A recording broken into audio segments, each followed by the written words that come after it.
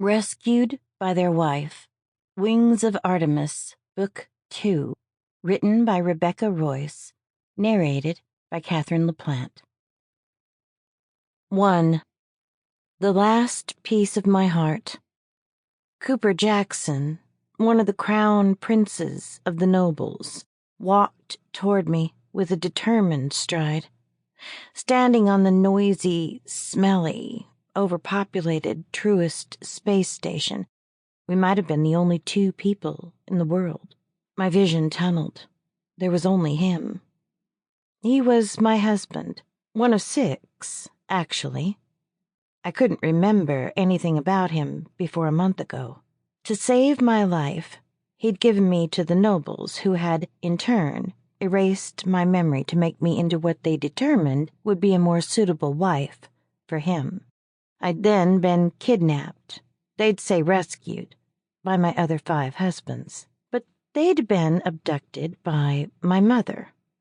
The whole thing was a giant mess. I needed Cooper to help me get them back, and I wanted to get to know him, too. He'd been the piece missing. The reason I'd never felt complete on Artemis, the ugliest spaceship ever built, which happened to belong to me.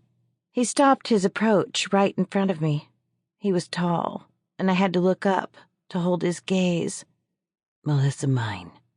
He breathed his pet name for me. "You look... Are you okay?" "I know. I'm as big as a house. 36 weeks pregnant. I should not have been running around on space stations planning rescue missions, but I wasn't going to tell my daughter I'd run away instead of helping her father and uncles. I didn't have it in me to run away. You're tiny, all belly. Your face is gaunt. Didn't they feed you?" He took my hand, and I let him lace our fingers together to lead me away, even though to me it was as though I'd just joined hands with a man I barely knew. The last weeks had gotten me used to other people feeling like they knew me while I stared at them like they were strangers. At least with Cooper, he'd come to the rehabilitation center where I'd been held.